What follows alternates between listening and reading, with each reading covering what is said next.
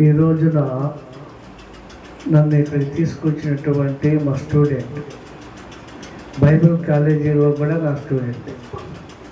ఆయనకి BTH certificate కానీ pastor certificate కానీ నేనే ఇప్పించాను. దేవునికి స్తోత్రం. మా యూనివర్సిటీలో మాది ఏటీబీటీ యూనివర్సిటీ అంటే ఇంటర్నేషనల్ బైబిల్ కాలేజీ ఉంది. అందులోనే వీరికి సర్టిఫికేట్ ఇవ్వటం, మరి తరగతులు కూడా చేయటం జరిగింది. మరి చిన్నప్పటి నుంచి కూడా మరి సండే స్కూల్ కానీ యవనస్తుల కూడికలో కానీ 10 నిమిషాలు దేవుని వాక్యాన్ని మనం విందాం. హబక్కుకు రాసినటువంటి పత్రిక. దేవునికి స్తోత్రములు కలుగును గాక.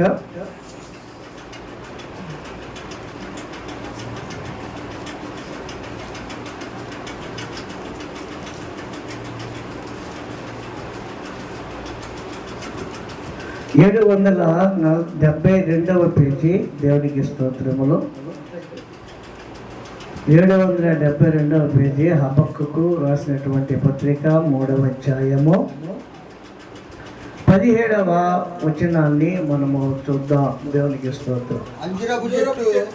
అంజూరపు చెట్లు పూయకుండినను, ద్రాక్ష చెట్లు ఫలింపకపోయినను, ఒలీవ చెట్లు కాపు లేక యుండినను, చేనిలోని పైరు పంటకు రాకపోయినను, గొర్రెలు దొడ్డిలో లేకపోయినను, సాలలో పశువులు లేకపోయినను, నేను యెహోవా యందు ఆనందించదను. నా రక్షణకర్త అయిన నా దేవుని యందు నేను సంతోషించదను. దేవునికి స్తోత్రం కలుగును గాక. హల్లెలూయా. ఈ 17వ వచనంలో చదివినవన్నీ కూడా మీకు బాగా తెలుసు. ఎందుకంటే టౌన్లో వాళ్ళకి తెలియదు, కానీ పల్లెటూరులోకి వచ్చినట్లయితే ఇక్కడ అన్నీ కూడా మనకు అర్థమవుతాయి. దేవునికి స్తోత్రం కలుగును గాక. హల్లెలూయా. అంజూరపు చెట్లు పూయకపోయినను, ద్రాక్ష చెట్లు ఫలింపకపోయినను, ఒలివ చెట్లు కాపు లేక యుండినను, చేనిలోని పైరు పంటకు రాకపోయినను, గొర్రెలు దొడ్డిలో లేకపోయినను, సాలలో పశువులు లేకపోయినను, నేను యెహోవా యందు ఆనందించెదను. ఆనందించెదము, ఆయననే పాడెదాం జీవిత కాలమంతా. హల్లెలూయా. ఆనందించెదను, ఆయననే పాడెదాను జీవిత కాలమంతా. హల్లెలూయా. ఆనందం. ఆనందానికి ఇంకొక మాట సంతోషం.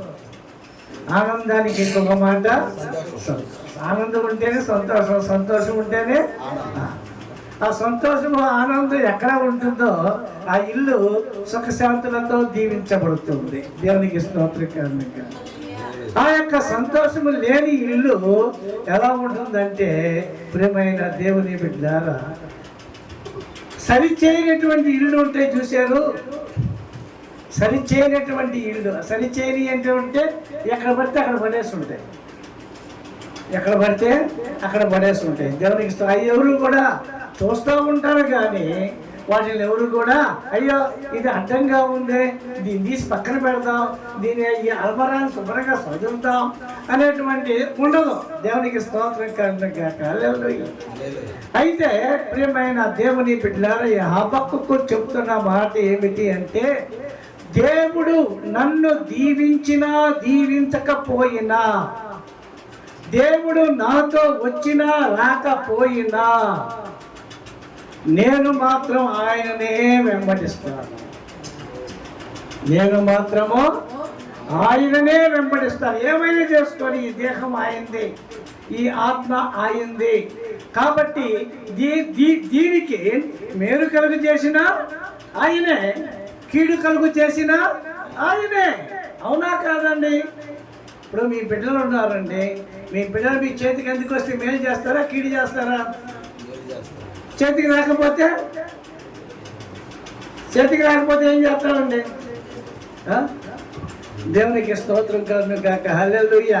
వాడి చేతికి రాకుండా పోలీస్ స్టేషన్లో ఉన్నాడు అనుకోండి, మనం వెళ్ళగలమా?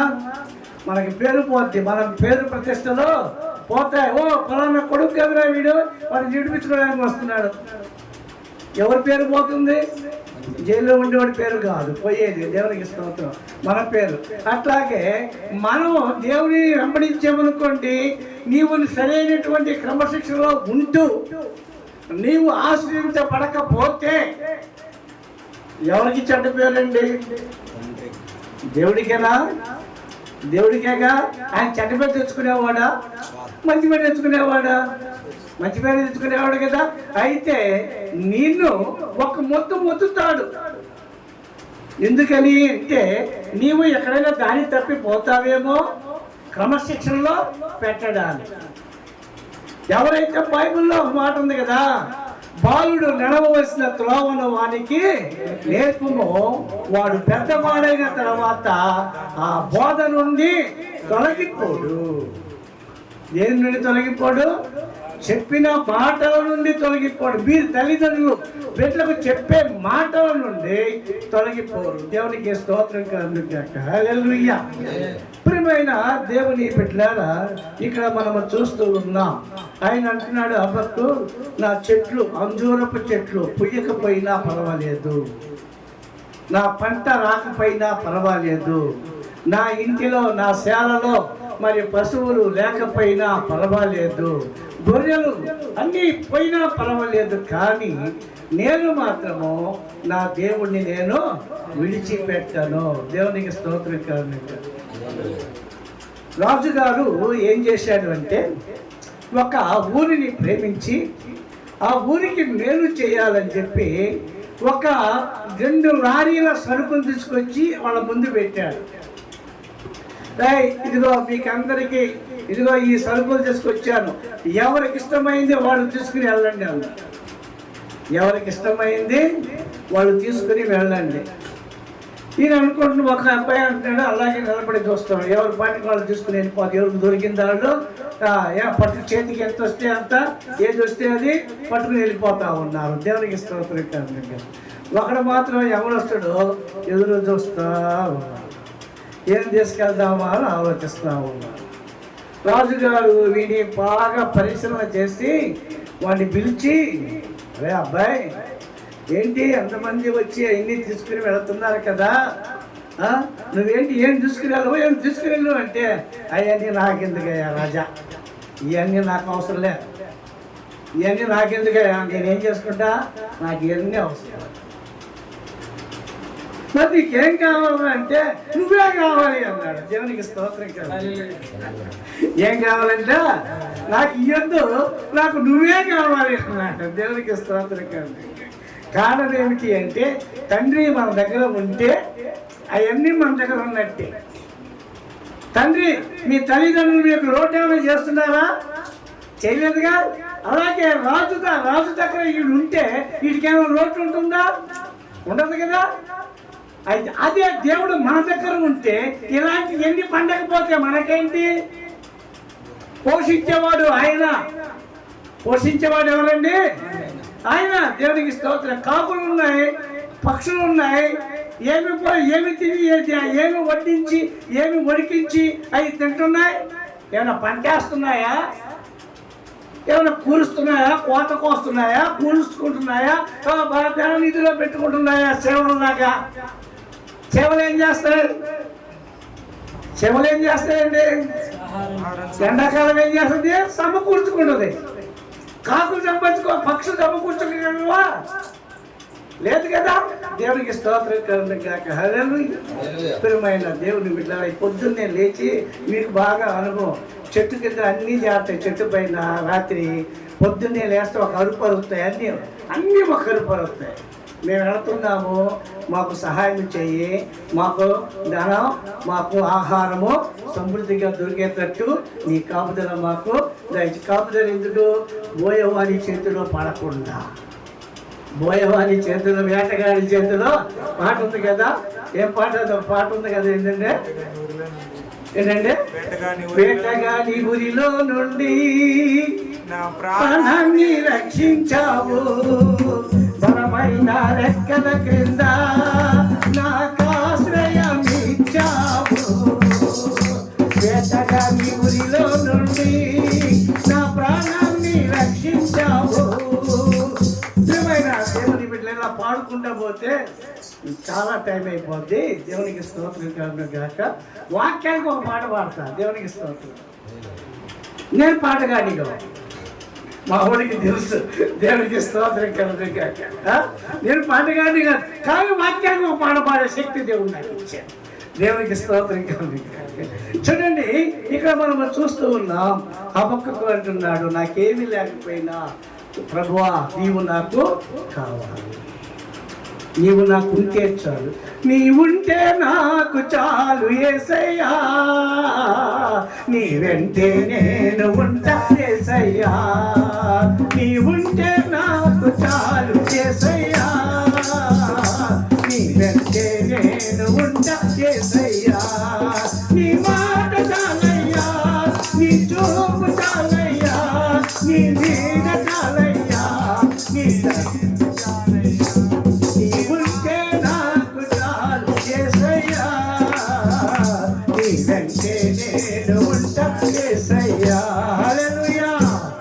మన అంటే ఎవరు ఉండాలండి? ఈ లోకంలో ఉండే చెట్లు పుట్టలు పొలాలు ఇవే మనకి ఎవరుంటే ఇవన్నీ మన దగ్గర ఉంటాయి. యేసయ్య దేవుడు మన దగ్గర ఉంటే ఇవన్నీ మన దగ్గర ఉన్నట్టేనండి. దేవునికి స్తోత్రం. అందుకనే క్రైస్తవుల్ని ధనవంతులు అంటారు. దేవునికి స్తోత్రం కాదు. ఎందుకంటే మనం ఆరాధించే దేవుడు ధనవంతుడు, మనము సేవించే దేవుడు సర్వ సృష్టికర్త. దేవునికి స్తోత్రం కాదు గాక. హల్లెలూయా. ప్రియమైన దేవుని బిడ్డలారా, అది చెప్పాలా ముందు నాకు, ఎందుకంటే మేము మైక్ పాస్టర్ గారి చేతికి మైక్ వచ్చినా ఇంకో సాగు చేద్దా ఉంది. దేవునికి స్తోత్రం కలుగును గాక. సాగిపోతూ ఉంటుంది. సాగిపోదును ఆగిపోను నేను పాట ఉందా? ఇలా సాగిపోతూనే ఉంటుంది కానీ ఆగిపోదు. గంట 2 గంటలు 3 గంటల వరకు కూడా ఆగిపోదు. దేవునికి స్తోత్రం కలుగును గాక. సాగిపోతూనే ఉంటుంది దేవుని మాటలు. దేవునికి స్తోత్రం. ప్రియమైన దేవుని బిడ్డలారా, నేను ముగిస్తున్నాను 2 మాటలు. మీకా గ్రంథము 6వ అధ్యాయం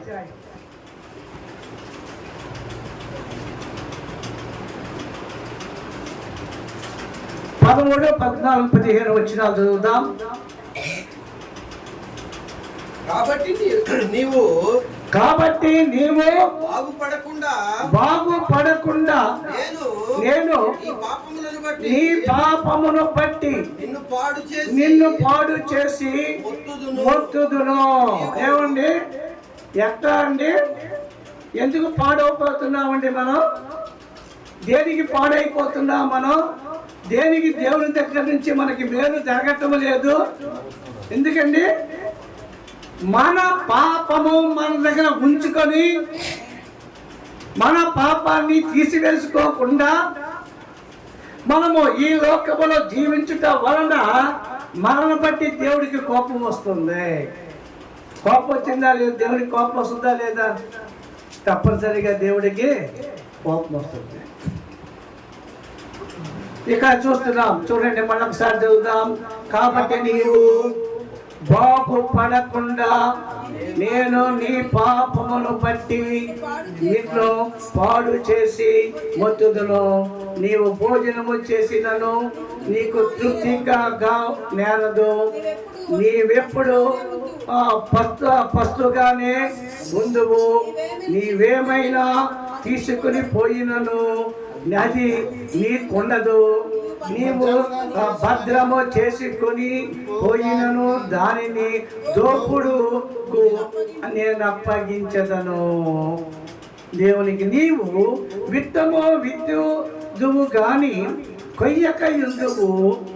ఒలివ పండ్లను ద్రాక్ష పండ్లను త్రొక్కుదువు గాని తైలము తీసుకొనయు తీసుకొనకయు ద్రాక్ష రసము పానము చేయకయు ఉందువు. పనులు చేస్తాం, బాగానే ఉంది. పంటలు వేస్తాం, బాగానే ఉంది. ఆ పంటలు ఏం కొట్టేస్తాయంట? చెమట్లు కొట్టేస్తాయంట. దేవునికి స్తోత్రం. అంటే ఇవి ఇప్పుడు మిడతలు. దేవునికి స్తోత్రం. మిడతలు ఏం చేస్తాయండి? ఆ పంటను కొట్టివేస్తాయి. అదే దేవుని ఆశీర్వాదం ఉంటే ఆ మిడత దాని జోలికి రాదు. దేవునికి స్తోత్రం కలుగుగాక. ఎందుకని ఆ మిడతలు మన ఆస్తిని ఎందుకు పాడు చేస్తున్నాయి? మనలో ఏముంది అంటే పాపము ఉంది.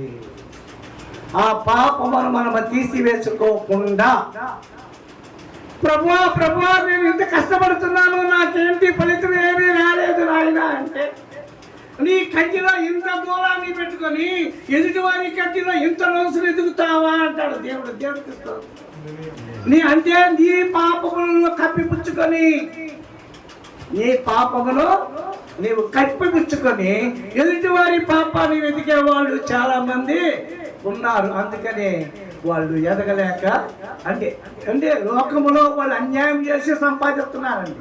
కాదని అట్లా దేవునికి స్తోత్రం. కానీ ఆత్మీయతలో పోగొట్టుకుంటాం. ఆత్మీయ జీవితాన్ని మనము పోగొట్టుకుంటాం. ఆత్మీయ జీవితాన్ని పోగొట్టుకోకుండా ఉండాలి అంటే నీకు ఏమున్నా ఏమీ లేకపోయినా దేవుడు మనకు ఉంటే చాలు. ఆయన అడుగు జాడలలో మనము నడిస్తే చాలు. దేవునికి స్తోత్రం కలుగుగాక. హల్లెలూయా. చెప్పాలనే ఉంది కానీ సమయం చాలా మించిపోతుంది కాబట్టి నేను ముగిస్తున్నాను. మీ అందరికీ వందనాలు. దేవుడి మాటలను దీవించుగాక. వాక్యం ఇచ్చిన అయ్య గారికి కూడా వందనాలు. దేవునికి